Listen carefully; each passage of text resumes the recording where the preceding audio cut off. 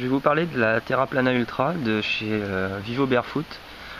Donc on a affaire à une vraie chaussure minimaliste avec un drop de 0, c'est-à-dire que la différence entre le talon et la pointe est de 0 mm, contrairement à des chaussures de running classiques où vous avez un très gros amorti à l'arrière et un peu moins d'amorti à l'avant, ce qui fait que la chaussure est un peu surélevée.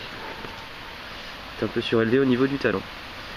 Donc on peut remarquer tout de suite qu'elles ont un look très particulier qui pourrait faire presque penser à des chaussons de plage. Personnellement, après c'est une histoire de goût, hein, comme d'habitude. Moi j'aime beaucoup cette chaussure. Donc au niveau du design, elle laisse pas insensible. Le mélange jaune et noir est très sympathique. Donc on a la chaussure en fait se décompose en plusieurs parties. Vous allez d'abord avoir tout l'aspect extérieur qui est une sorte de plastique siliconé, donc un peu ce qu'on pourrait retrouver sur des chaussons de plage, mais en matériel assez souple. Donc tout le reste de la chaussure est assez souple. Pour le dessous, donc on a une surface antidérapante avec plusieurs picots tout le long de la chaussure. Ça adhère pas trop mal, mais bon, on peut faire beaucoup mieux. On n'a pas une chaussure de trail du tout ici, hein. C'est fait pour faire de la route. Donc la chaussure, comme je disais, se sépare en plusieurs parties. Donc vous avez le chausson, le chausson extérieur, le chausson intérieur, donc qu'on peut retirer, qu'on va pouvoir laver ici même. Donc le chausson est quand même assez, c'est assez confortable, hein. Donc là on a plus en matériel type combinaison de plongée, donc voilà. Donc si pour les puristes au niveau minimalisme, on peut retirer le chausson, et Vivo Barefoot fournit une petite languette à mettre à la place du chausson, donc qui se clipse avec il y a une petite encoche sur le bout du chausson, de la languette, et ce qui fait qu'après on peut se trimballer pieds nus ou en chaussettes dans la chaussure. Bon, là faut savoir que moi je fais du 41, et si je fais ça, la chaussure va se balader complètement, et c'est pas forcément très agréable d'être pieds nus dans ce genre de chaussures. C'est du plastique. Là on a vraiment une sensation pour le coup de chaussons de plage. Donc à la place on peut mettre le chausson dans la chaussure.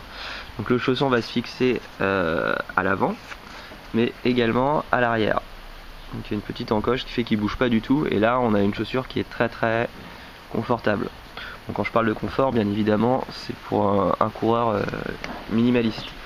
Au niveau du serrage, on a une bande élastique, un élastique.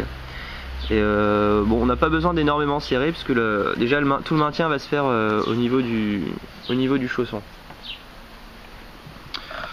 Voilà, donc j'ai déjà effectué quelques sorties avec, que ce soit sur route, plage ou même chemin. Donc une vraie chaussure minimaliste. Il faut courir sur l'avant du pied, bien évidemment. Si vous débutez avec ce genre de chaussures, toujours très important d'y aller très progressivement, surtout si on n'est pas habitué à courir sur l'avant du pied, puisque là si on attaque par le talon, ça risque de faire vraiment des dégâts. Et si vous attaquez bien par l'avant du pied, mais que vous êtes un coureur minimaliste débutant, évitez de faire des sorties de plus de 15 minutes, puisque déjà vos mollets vont bien vous tirer, et après, si vous n'êtes pas encore bien habitué, vous risquez de vous blesser au niveau osseux, au niveau des métatarses sur l'avant du pied. Donc pour moi c'est une très bonne chaussure minimaliste. Avant je courais en Vibram Five Finger. Je cours toujours d'ailleurs avec mes Vibram, mais là on a une très bonne alternative. On passe un petit peu moins pour un extraterrestre avec ce genre de chaussures.